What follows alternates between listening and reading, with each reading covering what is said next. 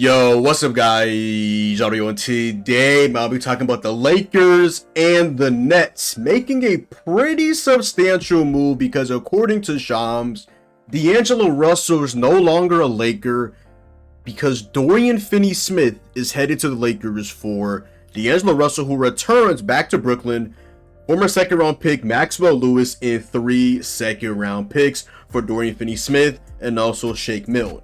Now, through the DFS, the Lakers finally have their POA defender and potentially their new starter to replace Max Christie, who's been coming on strong as of recent, but you have the stability and just the ability to guard both 3s and 4s and at points put him out of guards as well. A guy like a DFS, we saw him as a POA defender for the Mavericks, and now we saw him in Brooklyn, and now we're seeing him in LA.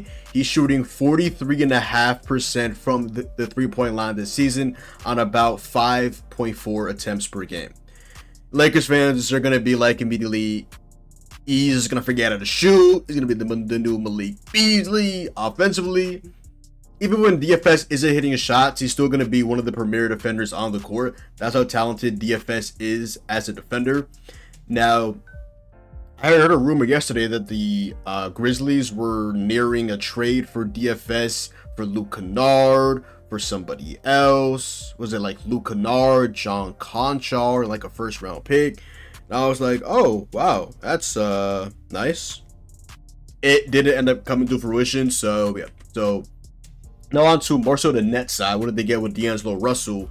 You get an expiring contract. You get D'Lo back in Brooklyn where he was an all-star previously. You're still looking to tank for Cooper Flagg or Ace Bailey or Ron Harper. You're still trying to, kind of like you're teetering that line between but now you're trying to sell these piece-offs. The Cam Johnson trade, I'm really excited to see that go to a contender like OKC. I heard like Memphis. Definitely want to see Cam Johnson on a contending team. That would be an absolute treat to watch. Let's just get into D'Lo.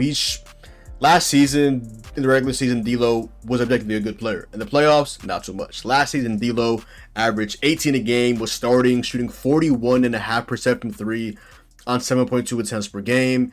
And it turns out that this season now, where he's now been in the 6-man role, the JJ Redick said he would help him have like a career season.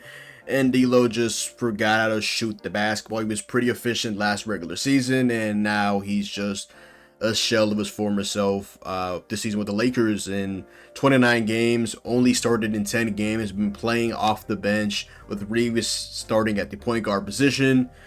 D'Lo, man, just not really cutting it out. 12-3 and like 5, 41.5% from the field, 33.3% from 3 on 5.8 attempts. His 3-point percentage just went down almost 8%. His minutes have gone down 6 minutes. Like, it's just not it, man. Right now, the subtracting DAngeloRussell, it really is addition by subtraction. I'm not gonna really talk too much about Shake Milton because he's might potentially just get waived instantly. But if anything, he'll just be like another reserve guard for them. And then Maxwell Lewis, he's a pretty interesting prospect. Not gonna act like I know too much about him, but I know he was interesting. I remember seeing him in Summer League.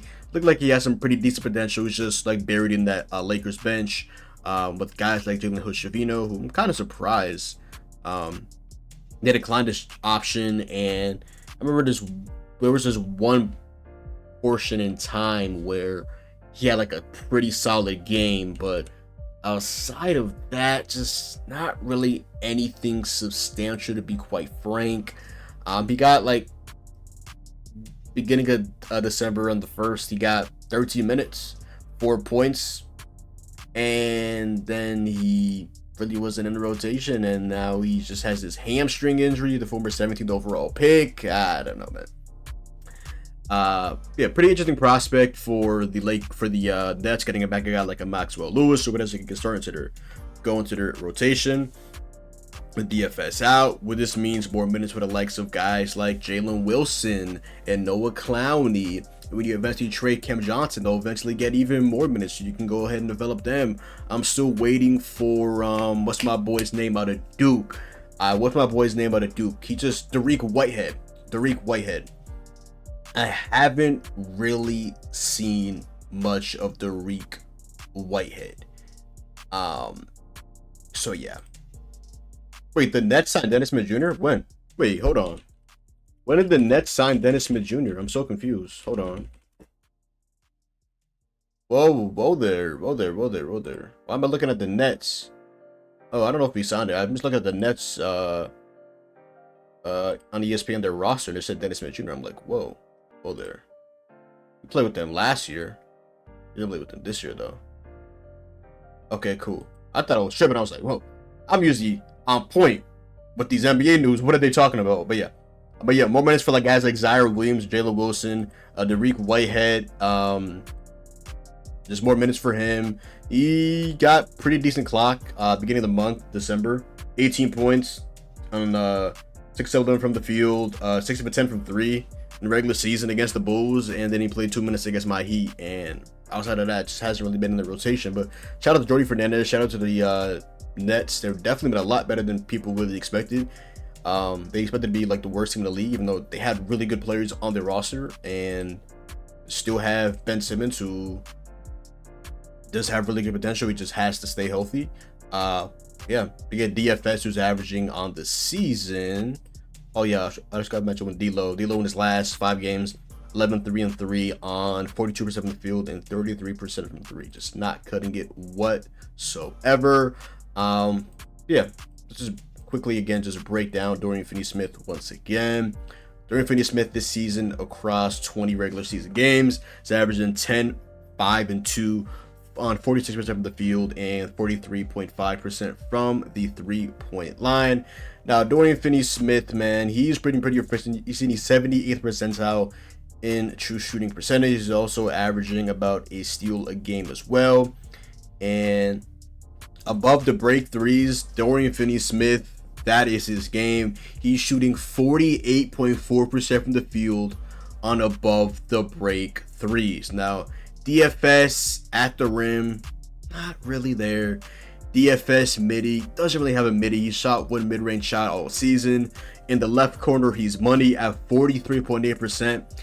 In the left corner, pretty league average at 38.5%. So he's capable from both corners. Really good in the left corner and phenomenal from the above the break. Now, Dorian Finney-Smith outside of the 3-point line, like expect quite a 3-and-D guy, not really ideal. Shoot only 60% from the paint, 22% non-paint shots, and yeah, but he's their POA defender, potentially starting for Max Christie. There's a decent bias of attraction with DAngeloRussell, and yeah, I actually don't mind this move at all. The Nets also get 3 second-round picks. I feel like they've been trying to get a first-round pick for DFS for a while. I don't know if anybody's going to bite. Maybe like one of those fake first-round picks or one of those late first-round picks, which I think is ideal for D'Lo. I mean, not for D'Lo, for DFS. Yeah, it's a pretty good trade. Honestly, the Nets are building for the future. Again, those second-round picks are becoming more valuable, I feel like, year by year. And the Lakers are getting a win-now player in DFS. And looking at his contract before I get off, I think it's pretty team friendly as well.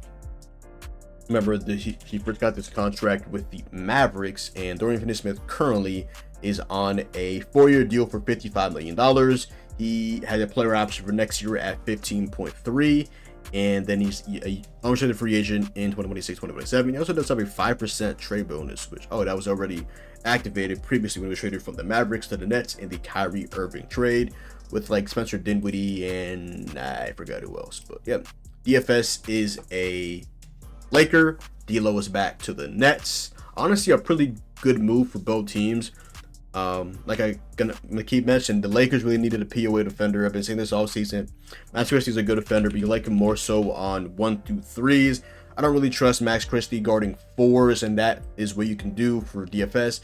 DFS has also played some small ball 5 as well. So yeah, Max Christie, you'll definitely get more of an offensive push from Max Christie overall. You'll get a lot more defensively from a guy like a DFS. So I really want to see who is going to start for the Los Angeles Lakers alongside, you know, the guys like Austin Reeves and LeBron and AD and Rui Hachimura. I mean, last game they started Gabe Vincent. Just maybe they start them both. Maybe they start. I never really thought about that because they've been starting Gabe Vincent recently. Let's say they start Reeves at the 1, Christie at the 2, at the 3, or at the 4. You can interchange Dorian Finney-Smith and Rui Hachimura. At the 5, you have Anthony Davis. Off the bench, you have not really anything too great outside of Don't Connect. Offensively, at least, you get the defensive Cam Reddish off the bench. A Koloko filling in for AD whenever he needs a rest, but nothing too crazy off of that bench.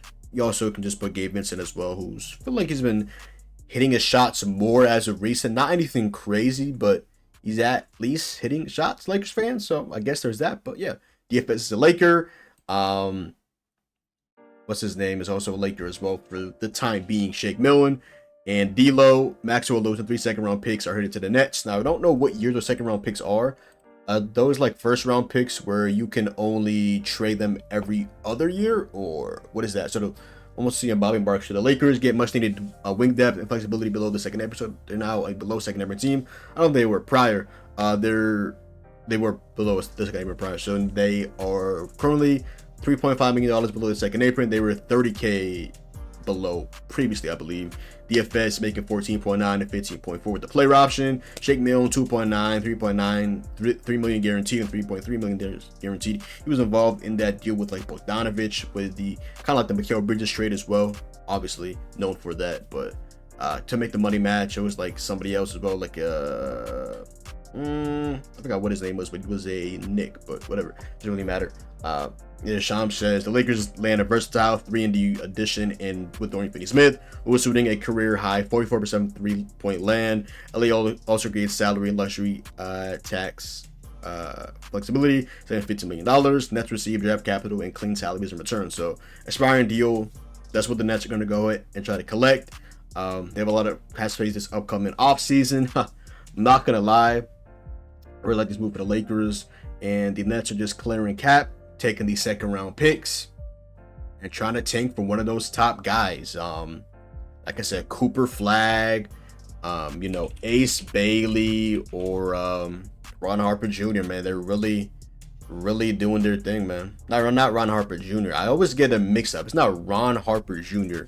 It's what's his name? Dylan Harper. I always get them confused. Ron Harper Jr., Ron Harper, their father, and Dylan Harper. So yeah, no, I'm not a big college basketball guy.